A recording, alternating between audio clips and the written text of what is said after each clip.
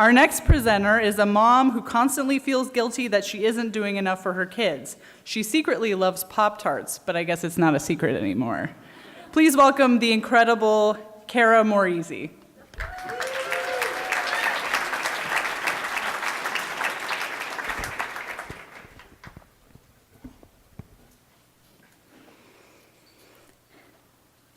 I grew up like any kid in the Midwest, dreaming of getting out and doing something bigger. I was going to Broadway to star alongside Michael Crawford.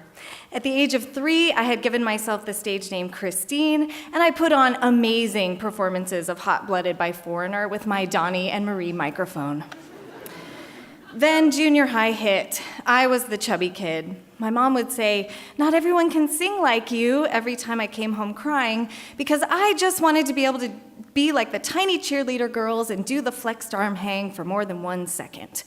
Thanks, Presidential Physical Fitness Test, for crushing any chance I had at self-esteem. Despite my success in community theater, I couldn't get cast in a single show at my school. The drama teacher came up with a short play for all of us rejects, but she eventually canceled that because she lost interest, and finally admitted that she cast the popular kids because she wanted to make sure we'd have butts in the seats. I vowed I'd send her tickets to my Broadway debut. Prairie Players Community Theater became my savior. I shined in productions like Annie, Raggedy Ann, Wizard of Oz, and Cinderella. I knew I had something, but I was awkward and unsure, and I certainly never saw myself as funny. I could sing, so maybe that was the reason I was getting parts. I threw myself into theater in college, and I thrived, playing in every show during my 4 years, but I threw it all away for a marriage and woke up 10 years later, 50 pounds heavier, missing my dream and my craft. I got myself a treadmill, a diet, and an audition. That was my first yes and to myself in a really long time. My awakening started in a show at the Station Theater called Things You Shouldn't Say Past Midnight in 2005. It was, to that point, the scariest and best role I had ever played, topless in the opening scene. And just as that show was closing, I saw an audition notice for Zoo Improv, and I got in. I wasn't very good at first, but I was watching the heavy hitters, and I started learning the art of yes and. The essence of improv yes and is saying yes to whatever's offered by the other players and adding something to heighten the scene. It seems really simple, and it is, but it's difficult to overcome your fear of being wrong or looking silly or making an offer that's denied. Besides being naked, it's the most vulnerable a person can be in life and on stage. Shortly after joining Zoo, we had our first performance at Verdi Gallery, and I hadn't shown very much promise. In a prom scene, I was prompted by a card to say, "Has anyone seen my keys?" And I filled with confidence and accepted my situation. As my character, I took a deep breath and I plunged my head into the imaginary punch bowl. I emerged, covered in imaginary punch, and it was magical. My fellow players can attest, from that moment, I was free from my fear that I didn't belong in improv. I had said the biggest yes by committing to the moment, and everything changed for me about how I saw myself as a player, and all I did was embrace the scene and say yes and. Zoo Improv became my therapist, my social network, my artistic outlet, and my measuring stick. I started using yes and to listen more in scripted work and in songwriting and in my own life. I was entering new territory. I was getting divorced, becoming a single mother, and figuring out how I was supposed to justify this with my former vision of myself. It wasn't rosy or easy. Our troupe went through lots of growing pains and had to make tough decisions about how to continue. But we got stronger through bonding together despite not having a true home. We read books, we took workshops, we found spaces to perform, from greasy bars to the alleyways of CU, and now Soto Theater. We persevered. We kept booking gigs, and we founded the CU Improv Festival, going on 5 years now, and started getting a name for ourselves among troops in Chicago, Kansas City, and Minnesota. We invited teachers and improv gurus from Second City, Improv Olympic, and Chicago Improv Productions to lead us in workshops, and they came.